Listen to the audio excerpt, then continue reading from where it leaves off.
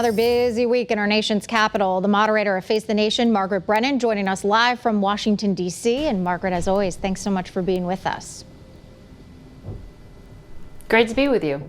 So everything we hear these days just seems like more money coming out of our pockets. And today, U.S. Federal Reserve Chair Powell said high inflation will likely last well into next year.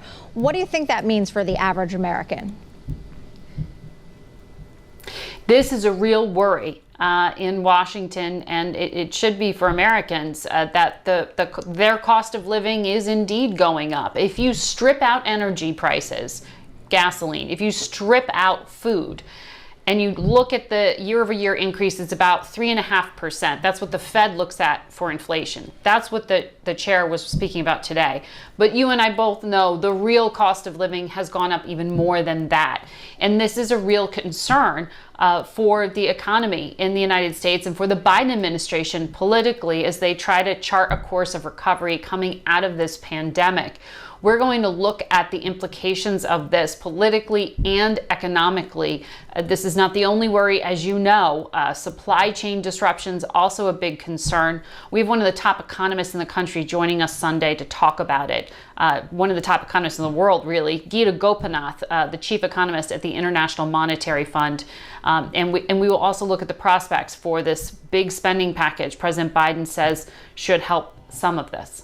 I also want to switch gears here, Margaret. The House voting to hold Trump ally Steve Bannon in contempt. What does that exactly mean, and what do you think they're hoping to learn from him?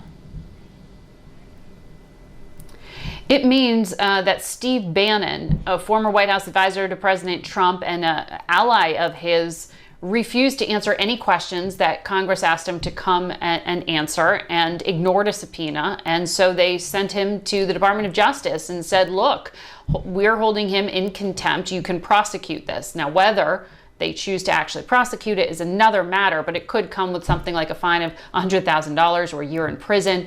But the broader point is, why is he refusing to answer questions when other Trump-linked officials, including the former chief of staff to the president, is answering questions? So does Steve Bannon have a role in the planning? Certainly some of the audio from his podcast that was released could suggest that this wasn't just a riot gone wrong, but something that involves some planning. And that's really what the committee is trying to get to the bottom of, the select committee investigating this. We have the chair of it, Benny Thompson, joining us on Sunday, and we want to know exactly what have they found so far. Much more to come on both of those issues. I know you will have it covered on Sunday. Margaret Brennan with Face the Nation, thank you so much, as always, for being with us. And again, you can watch Margaret this Sunday morning, 10:30, right here on Channel 3.